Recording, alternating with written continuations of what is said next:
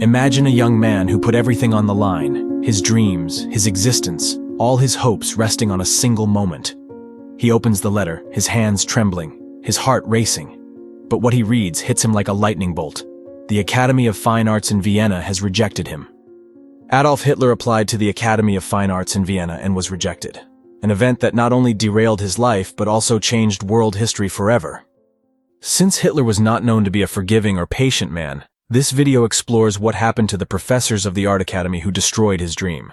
We will also examine the people and things that became targets of his vengeful rage. By the way, this video is illustrated with Hitler's paintings. This allows everyone to form their own opinion of his art. However, one thing stands out: the near-complete absence of human figures. When they do appear, they are either stick figure-like additions to the composition or their faces are stencil-like and expressionless. But now, let's dive into the topic. Before his rejection from the Academy, Hitler firmly believed that his artistic abilities were good enough to secure admission. The decision of the admissions committee shook him to his core. He described it in his own words. "With a pounding heart that almost took my breath away, I opened the letter. I had been rejected, and the application form was switched to architecture. Architecture! I never wanted to be an architect, only a painter. This is particularly ironic because as a dictator, Hitler frequently meddled in architectural matters and enjoyed sketching and drafting designs himself. At the time, however, things seemed different. What few people know is that it was a second rejection, the following year, that ultimately crushed his artistic dreams. He found this second rejection even more devastating than the first, and with good reason. While he was at least invited to take a drawing test the first time, in 1908, the response read, "Not admitted to the drawing test." Hitler again described his feelings. "I couldn't believe it for a long time. Rejected a second time. Now I was wavering. What should I do next?" What he did next is largely known. But how did he react to the greatest disappointment of his life? Did he seek revenge as a dictator? Did he target the professors of the Art Academy? Or, once in power, was he perhaps even grateful for his fate? After all, it was only because he could not become an artist that he rose to be a dictator. This is not idle speculation. As a student, Hitler would have likely remained in Austria in 1913. Only because he volunteered for the German army did he later become an army informant after World War I. When tasked with infiltrating the German Workers' Party, he became a member of this small party. The rest, as they say, is history. This brings us to Hitler's possible plans for revenge. Professor Christian Griepenkurl comes to mind first. He was the head of the admissions committee at the Academy of Fine Arts in Vienna. Ironically, he shared Hitler's disdain for modern art. However, Griepenkurl judged Hitler's skills as insufficient. Despite this, Professor Griepenkurl had no sleepless nights as Hitler's rise to power drew closer in Austria. By that time, he was already in his grave. Rejecting Hitler was one of his final professional acts before retiring, and he passed away a few years later, long before Hitler became a politician. The other professors on the admissions committee were similarly fortunate. They were elderly, and their identities are not precisely documented, as no detailed records of the committee's composition have survived. However, if Hitler had the chance, we know his revenge typically followed a consistent pattern. He was merciless to the living but indifferent to the dead. A notable example is the journalist Fritz Gerlich, who in 1932, a year before Hitler's rise to power, cited a racial hygiene assessment by Max von Gruber about Hitler. It stated, "Face and head of poor race, mixed breed." Gerlich was murdered in 1934 for this. However, the reputation of the deceased von Gruber, who had served as president of the Bavarian Academy of Sciences, remained untarnished. While immediate revenge on the professors was not possible, Hitler found other outlets for his frustration. He targeted living artists whose success he envied, making them examples of his wrath.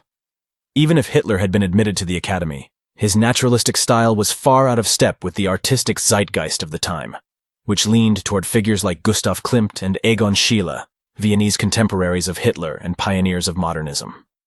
Hitler seemed unable to accept that these supposedly talentless artists enjoyed success, while he was denied entry to the Art Academy. This resentment fueled his creation of the infamous list of degenerate artists. For these artists, this was nothing short of the destruction of their livelihoods. The cleansing of art was a personal mission for Hitler. As early as the 1930s, modern artworks were removed from regional museums on his orders, and many of his speeches dealt with art even when the subject was ostensibly politics. After his rise to power, These efforts escalated, culminating in the infamous Degenerate Art exhibition in Munich. Later, this became a traveling exhibition that drew 3 million visitors between 1937 and 1941. While Joseph Goebbels, the propaganda minister, was publicly in charge of this initiative, Hitler was the driving force behind it. Goebbels privately appreciated modern art but had to bow to Hitler's will. Hitler's hatred also extended to Vienna. The city that dismissed his artistic talent was, despite its rich cultural tradition, sidelined artistically. Instead, Hitler envisioned Linz, an industrial city in Upper Austria, with a population of 150,000, as the new cultural capital of the world.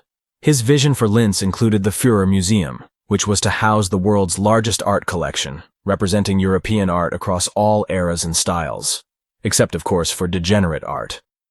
To achieve this, Hitler orchestrated the theft of 6,700 artworks from across Europe, achieved through looting, confiscations, forced sales, and purchases. This effort was led by a special task force reporting directly to Hitler, called Sonderauftrag Linz. But Linz was not just about the museum. Hitler's grand vision included other massive structures: libraries, theaters, opera houses, enormous monuments, and a grand Danube bridge. All of this was to be connected by vast boulevards and parade grounds. As the ultimate centerpiece, Hitler envisioned a mausoleum for himself, a structure so grand that the world had never seen anything like it. Ultimately, Linz never became a cultural capital. By 1943, resources had been redirected to the war effort, and only the so-called Nibelungen Bridge was under construction. This demonstrates that art remained a lifelong obsession for Hitler. Though his revenge was less bloody than expected, he settled old scores whenever he could. In the end, however, it was not art but world politics where Hitler's feelings of inadequacy manifested most destructively. Tens of millions of deaths, injuries, and traumas from World War II speak for themselves. And yet, when we reflect on his rejection from the Art Academy, a chilling thought emerges. Hitler's talent lay in drawing architecture and landscapes, but he struggled to depict human figures convincingly. His paintings were described as technically correct, but expressionless. The professors at the Academy saw in 1908 what the world would later come to understand. Human emotions had no place in Hitler's world. This concludes the story of the revenge of the spurned artist. If you found this video thought-provoking, leave a like and subscribe to the channel. Thank you.